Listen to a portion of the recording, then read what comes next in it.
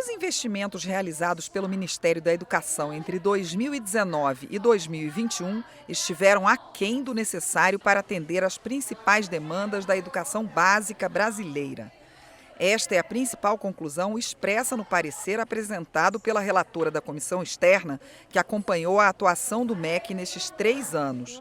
O parecer da deputada Tabata Amaral foi aprovado pela comissão nesta quarta-feira, sem emendas. A principal conclusão desta comissão externa é a de que os esforços e os investimentos realizados pelo MEC nestes 3 anos, 2019, 2020 e 2021, estiveram aquém do necessário para o atendimento das principais demandas da educação básica brasileira. Durante a pandemia da Covid-19, o MEC falhou no momento em que mais se fazia necessária uma coordenação nacional da gestão da educação. Com isso, observamos lentidão na concretização de ações que demandam respostas rápidas e urgentes em temas como conectividade, evasão escolar, perdas de aprendizagem, formação de professores. O relatório é dividido nos temas desafios, evidências, um olhar para a desigualdade, principais ações do MEC e alertas. A relatora falou de alguns pontos. No que diz respeito à educação infantil, gostaria de pontuar o seguinte ponto. Em 2020, foram concluídas apenas 355 obras de creches e pré-escolas no âmbito do Pró-Infância. Em 2021, o número foi ainda menor e foram concluídas somente 62 obras. Quando olhamos para ensino fundamental e ensino médio, o MEC não realizou um diagnóstico pertinente acerca da perda de aprendizagem e da evasão escolar dos alunos do ensino fundamental e médio em decorrência dos efeitos da pandemia da Covid-19. No que diz respeito ao ensino médio, os pagamentos do programa Novo Ensino Médio foram tímidos entre 2019, dos 4 milhões de reais alocados, apenas 4 milhões de reais, ou apenas 1,2%, e também em 2021, de cerca de 849 mil reais, o que representa menos de 1% da dotação.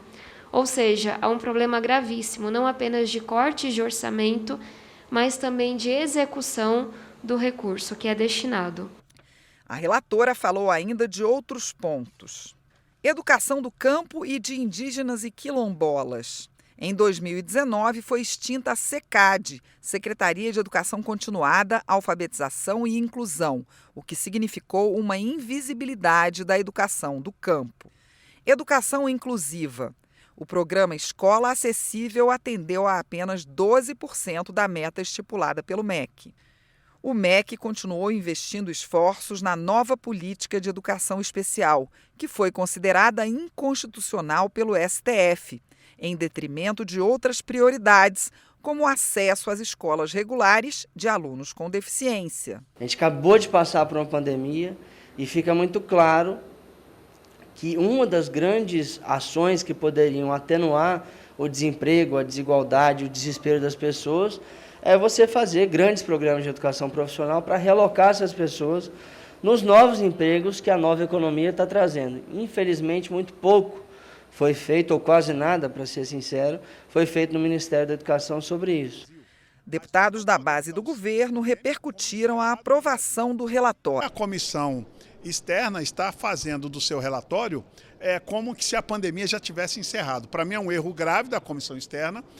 Os números e os índices, nós temos convicção de que foram reduzidos investimentos por conta de não haver aula presencial, isso é natural. Inclusive nós temos hoje a ampla maioria das prefeituras com recursos do Fundeb sobrando, porque não tiveram como utilizar, porque não tiveram aula presencial e não tiveram como gastar esses recursos. Por mais que o MEC fosse especialista em evitar evasão escolar, em um período pandêmico é difícil essa previsibilidade.